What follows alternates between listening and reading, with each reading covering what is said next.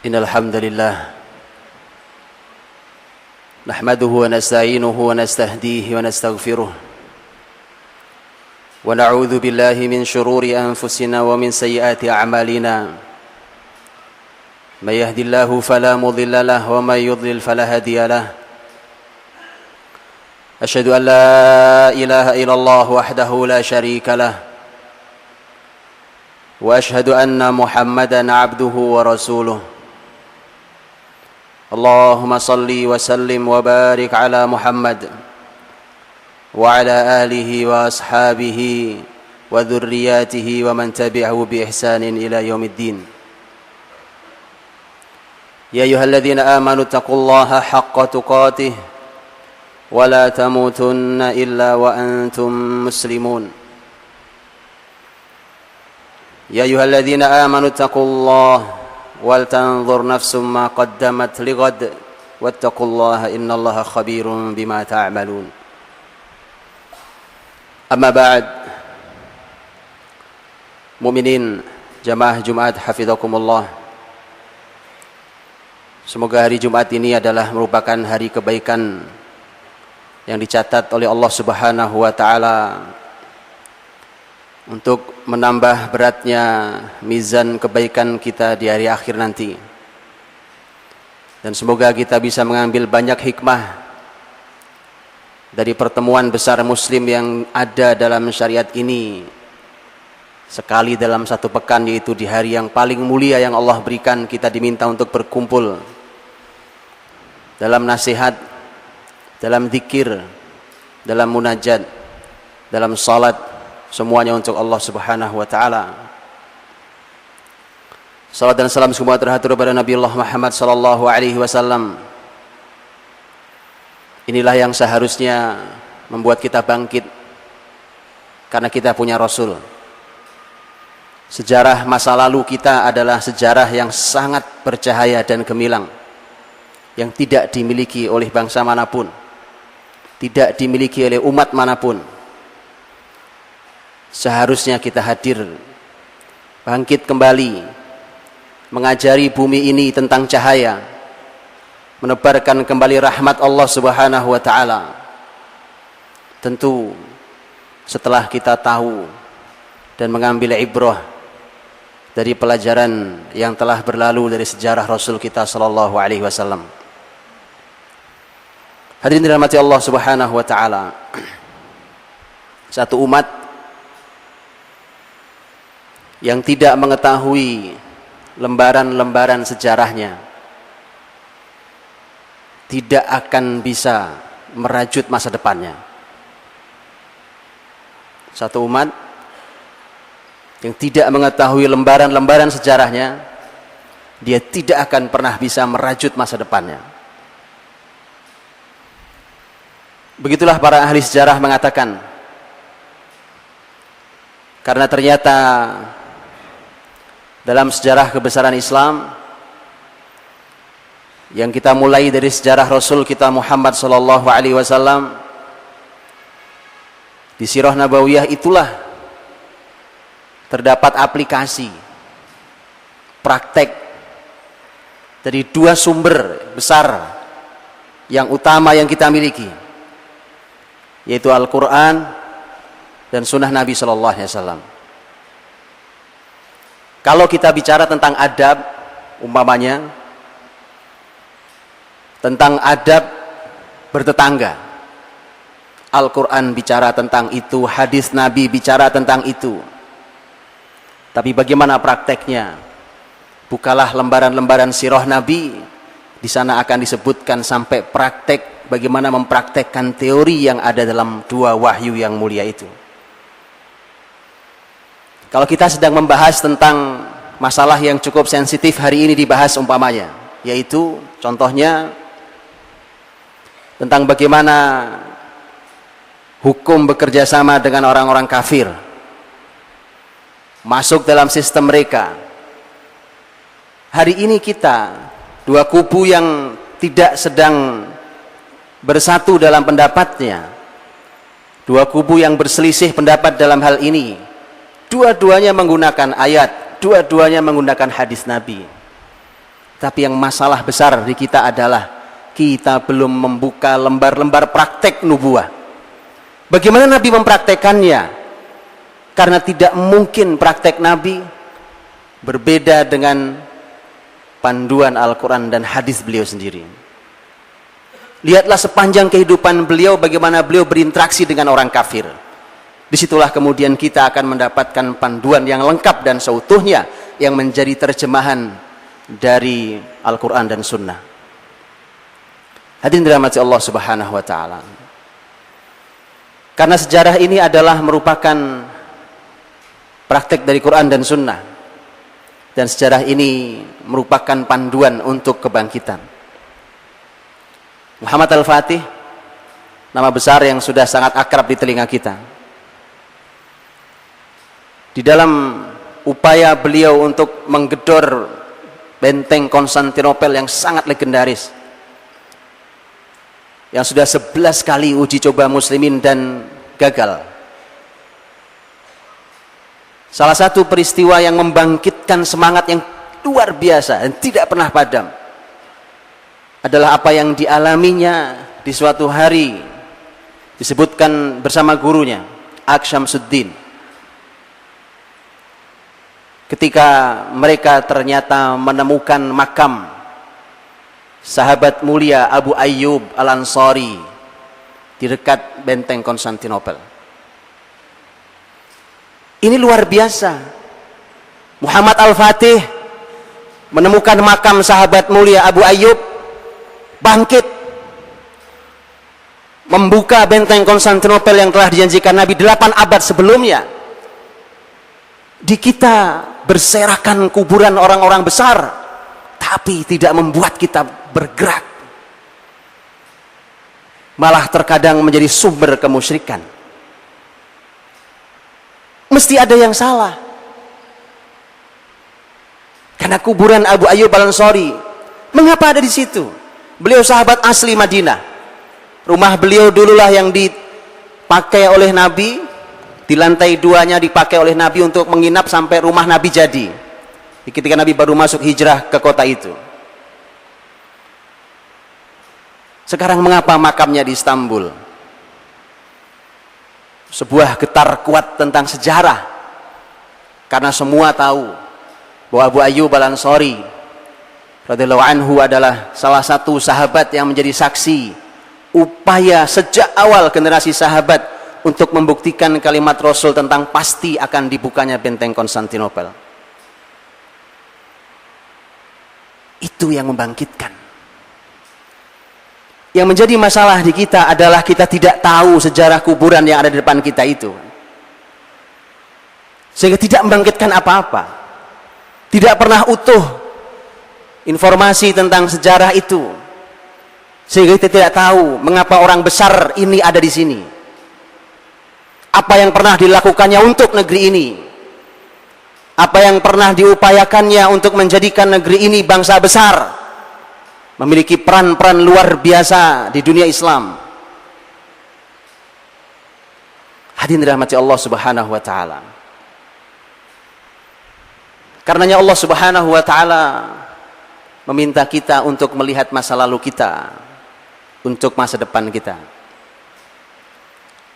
Ya ayyuhalladzina amanu taqullaha wal tanzur nafsum ma qaddamat lighad.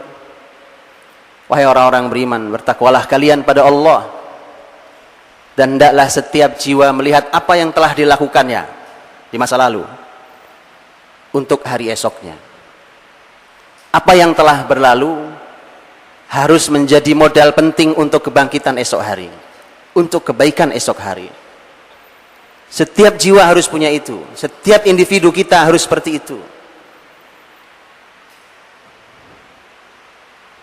Allah Subhanahu wa Ta'ala di dalam surat Al-Hasyr, yang sesungguhnya surat Al-Hasyr adalah merupakan surat yang isinya adalah sejarah, salah satu surat yang isinya padat dengan sejarah. Bacalah kembali, karenanya Turjumanul Quran, sahabat mulia Abdullah bin Abbas radhiyallahu anhuma menyebut surat ini sebagai surah Bani Nadir, surat Bani Nadir. Siapa Bani Nadir? Bani Nadir adalah merupakan salah satu kelompok Yahudi yang cukup kuat dan besar di Madinah saat itu. Al-Hasyr, yang artinya adalah pengepungan. Judul suratnya saja memberi inspirasi besar tentang cara mengalahkan Yahudi, mengepung mereka. Selama muslimin belum bisa melakukan itu, maka pembahasan kita tentang mengalahkan Yahudi baru sebatas wacana. Lihatlah Allah memulai surat di ayat yang kedua, ketika Allah mulai menuturkan kepada kita tentang sejarah besar ini, tentang bagaimana orang-orang Yahudi berhasil dikeluarkan dari Madinah, diusir dari Madinah, Bani Nadir. Bahkan Rasul, para sahabat tidak menduga kalau mereka bisa diusir, karena begitu kuatnya. Seperti kita hari ini, ketika kita berpikir seakan mereka kekuatan yang tidak pernah bisa dikalahkan di semua lini. Persis itu yang digambarkan di permulaan surat Al-Hasyr untuk Allah tunjukkan begini caranya. Di akhir ayat yang kedua Allah berfirman, fa'tabiru ya ulil absar. Maka ambillah iktibar, ambillah pelajaran wahai orang-orang yang mau berpikir, yang punya pandangan ke depan jauh. Begitulah sejarah. Ketika berbicara tentang modal kebesaran untuk mengalahkan musuh-musuhnya, ternyata Allah menyampaikan fa'tabiru ya ulil absar. Dan inilah yang ayat yang barusan saya bacakan tentang ya ayyuhalladzina amanu taqullaha wal tanzur nafsum ma qaddamat lighad juga merupakan ayat dalam surat ini. Menjelang penutupan, sebelum nasihat, sebelum pembahasan panjang tentang tauhid. Hadirin dirahmati Allah Subhanahu wa taala. Harus dijadikan sebagai ibrah, pelajaran besar, pelajaran yang sangat mahal dari sejarah kebesaran kita di masa lalu. Di akhir surat Yusuf juga sama. Ini adalah satu surat yang dituturkan di dalamnya satu kisah yang utuh, yaitu kisah Nabiullah Yusuf alaihissalam. Di akhir surat itu, di ayat yang ke-111, Allah Subhanahu wa taala mengingatkan pada kita, laqad kana fi qasasihim ibrah liulil albab. Sungguh pada kisah-kisah mereka terdapat ibrah bagi siapapun yang punya akal. Sejarah ini perlu orang-orang yang berakal untuk bisa mengambil mutiaranya. Perlu orang-orang yang cerdas, yang mau berpikir untuk bisa mengambil kaidahnya, pelajarannya, dan panduannya, agar kenangan itu berubah menjadi panduan. Sejarah bukan hanya sebuah kenangan, tapi sejarah adalah merupakan sunatullah yang akan berulang di zaman manapun. Kita diminta untuk menjadikannya sebagai ibrah liulil albab. Kata ibrah di dalam bahasa Arab dikata ubur, yang artinya adalah menyeberang jalan. Kalau kita menyeberang jalan di depan ini, itu namanya ubur. Kata ibrah. Mengapa disebut ibrah? Kemudian kita terjemahkan dalam bahasa Indonesia menjadi pelajaran. Karena kita dan sejarah masa lalu itu jaraknya sangat jauh. Kita tidak hidup di zaman itu. Zaman itu tidak bisa kita ambil kalau tidak ada jembatan penyeberangannya. Orang-orang yang punya pikiran, orang-orang yang mengkajinya, itu yang tugasnya membuatkan jalan untuk menyeberang orang agar bisa menghadirkan kehidupan itu di masa hari ini, dan kita bisa seakan hidup di zaman itu. Kemudian kita akan mengambil kebaikannya dan kita akan mengambil pelajaran agar tidak terulang keburukannya.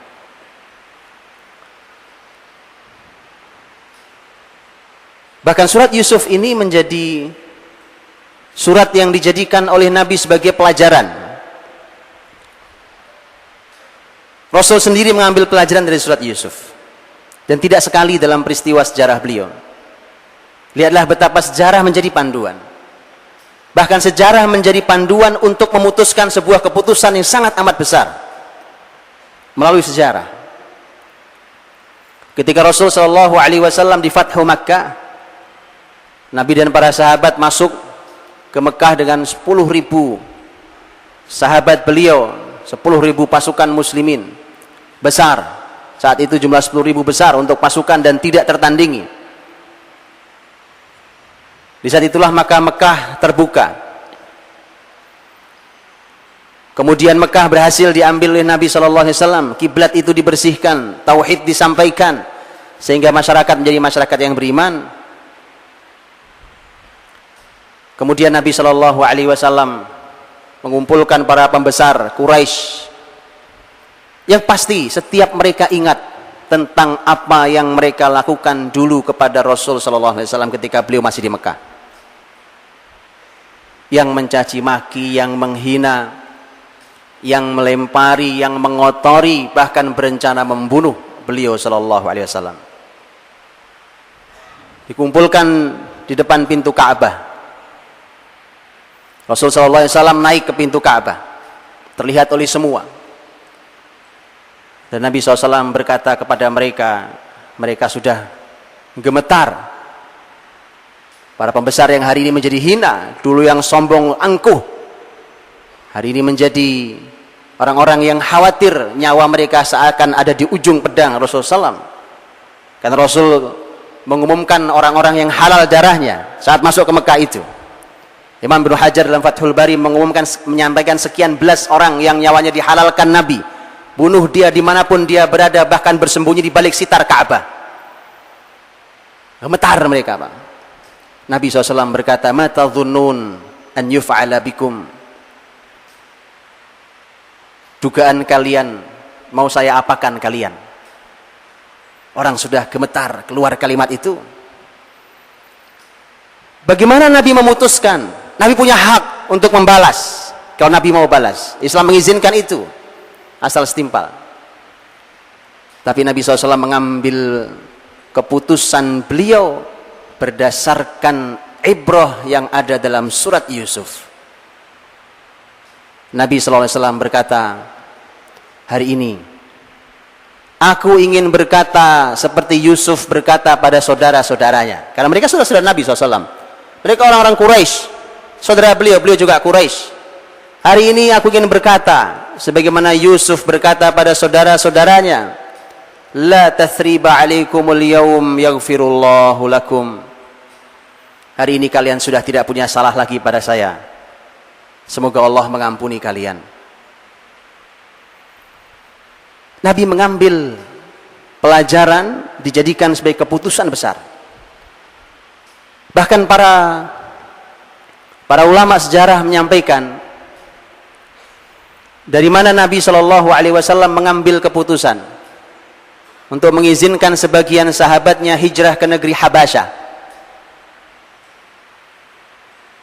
Di awal tahun 5 kenabian, ketika siksaan semakin meningkat, maka Nabi SAW mengizinkan sebagian sahabat yang sudah tidak kuat menahan berbagai macam intimidasi dan siksaan untuk hijrah ke negeri Habasyah, menyeberang melalui Laut Merah, nyeberang ke negeri Habasyah. Dari mana Nabi ambil keputusan itu? Mana sumber Nabi mengizinkan sahabat untuk itu? Para ahli sejarah mengatakan, saat keadaan sangat sulit, Allah Subhanahu wa ta'ala menurunkan surat Al-Kahfi. Al-Kahfi isinya 4 kisah besar. Surah Al-Kahfi yang disunahkan untuk kita baca di hari mulia ini. 4 kisah besar. Dan kisah yang pertama bertutur tentang Ashabul Kahfi. Kisah anak-anak muda yang melarikan iman dan agama mereka dari fitnah yang mungkin saja melucuti agama mereka. Karenanya mereka lari bersembunyi di dalam gua sampai Allah tidurkan untuk Allah selamatkan. Para ahli sejarah mengatakan itulah yang menginspirasi Nabi untuk mencarikan tempat bersembunyi para sahabat beliau yang khawatir akan lepas iman dan akidahnya, ditunjukkan di negeri Habasyah yang Nabi katakan inna fiha malikan la yudhlamu fiha ahad. Di sana ada raja yang tidak ada seorang pun yang dizolimi di sana. Pergilah ke negeri Habasyah. Sejarah menjadi landasan keputusan beliau sallallahu alaihi wasallam. Hadirin dirahmati Allah Subhanahu wa taala. Kita ini punya 3 kewajiban besar tentang sejarah. Ada sejarah yang berhubungan dengan diri kita sendiri, pribadi kita, masing-masing individu kita sebagai seorang mukmin, sebagai seorang muslim. Individu kita masing-masing ini, kita berasal dari keluarga yang berbeda-beda. Kita punya nasab yang berbeda-beda. Itu bagian dari sejarah individu kita. Dan bukankah nasab merupakan satu dari 5 hal terpenting yang sangat dijaga Islam? An-nasab. Ini juga menjadi pelajaran penting. Kita diminta untuk mempelajari nasab kita. Kita ini keturunan siapa, keturunan siapa. Dalam Islam sangat amat penting, walau ini kita remehkan. Di Islam sangat amat penting. Nasab. Tapi tidak hanya nasab yang dipelajari, bukan hanya saya keturunan siapa, tetapi Nabi SAW ketika beliau bersabda tentang bagaimana seorang wanita dipilih oleh laki-laki untuk dinikahi, dalam salah satu riwayatnya Nabi mengatakan li nasabiha, dalam riwayat lain Nabi mengatakan li hasabiha. Kalau nasab artinya adalah saya keturunan siapa, kalau hasab dengan ha artinya adalah apa kehebatan, apa karya besar keluarga ini. Itu yang harus dicari, karena itu pasti ada dalam diri kita. Ketika kita melihat 10 sahabat yang dijamin masuk surga, yang kesemuanya adalah Quraisy, maka berarti mereka tergabung dalam satu kalimat Nabi ketika Nabi mengatakan al-a'immah min Quraisy. Para pemimpin berasal dari Quraisy.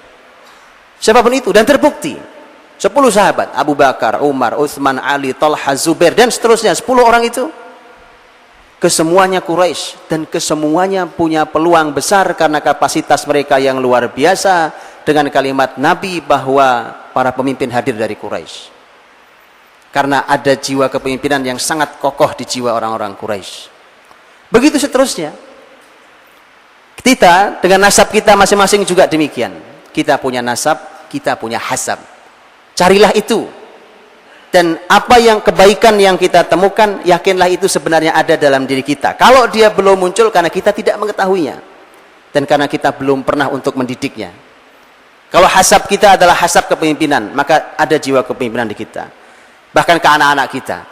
Kalau hasab kita ada hasab kedermawanan umpamanya, maka ada kedermawanan dalam diri kita.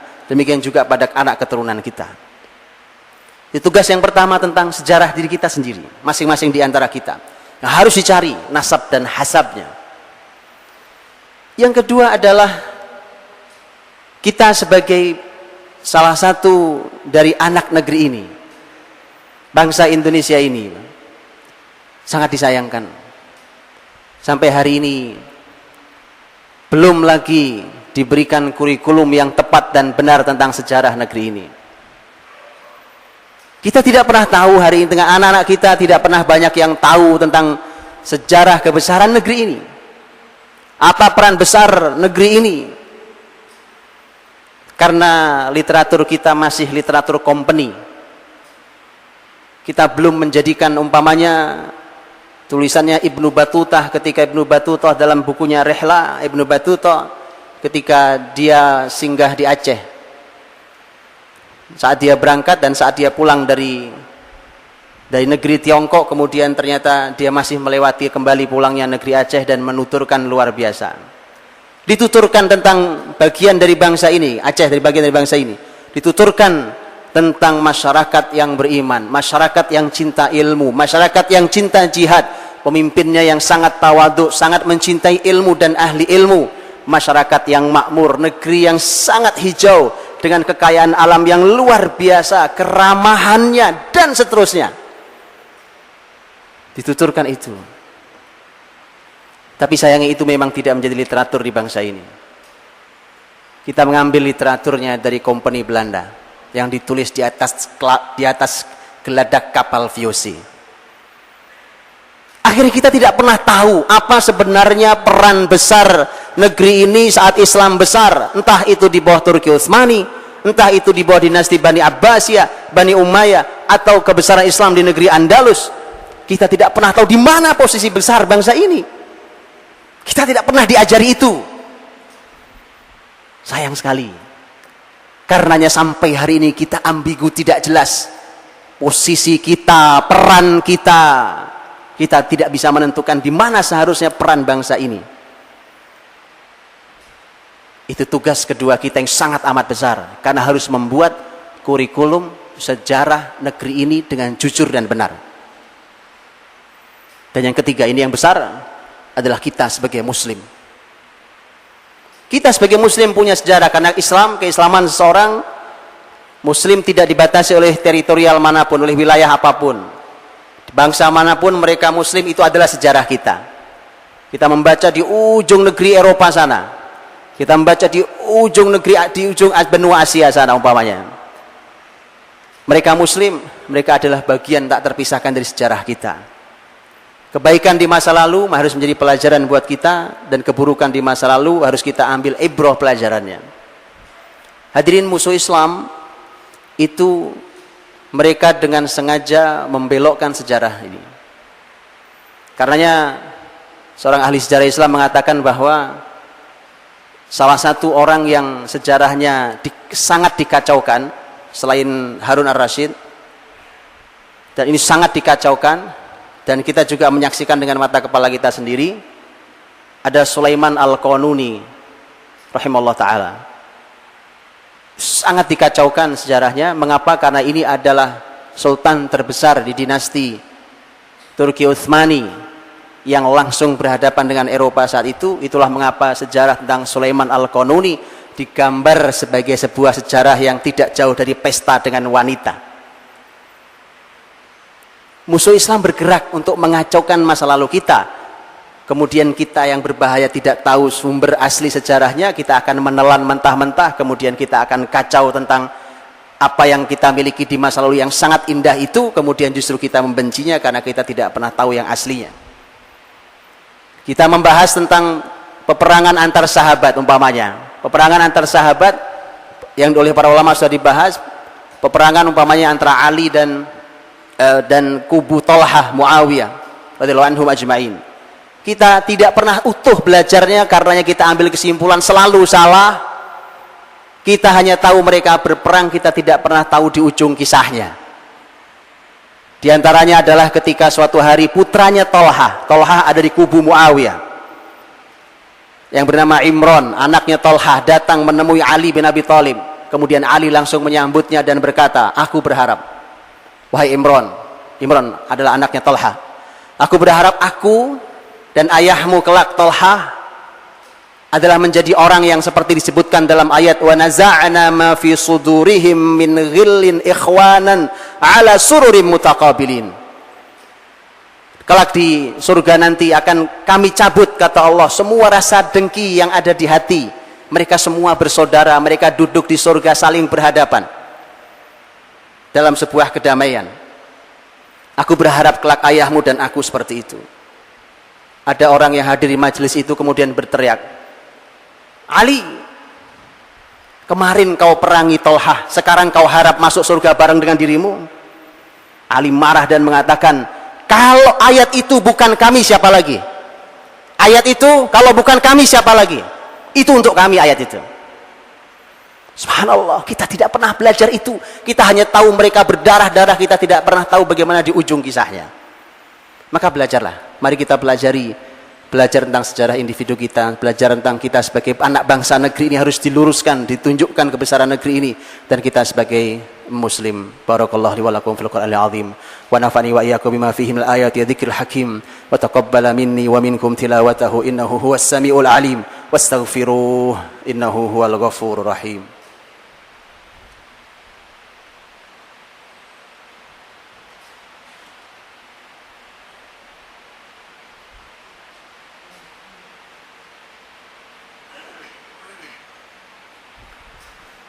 Alhamdulillahi wa kafa, wassalatu wassalamu ala rasulillahil mustafa wa ala alihi wa ashabihi hum ahlus sidqi wal wafa wa man sara ala nahjihi faqad ihtada wa la hawla wa la quwwata illa billah.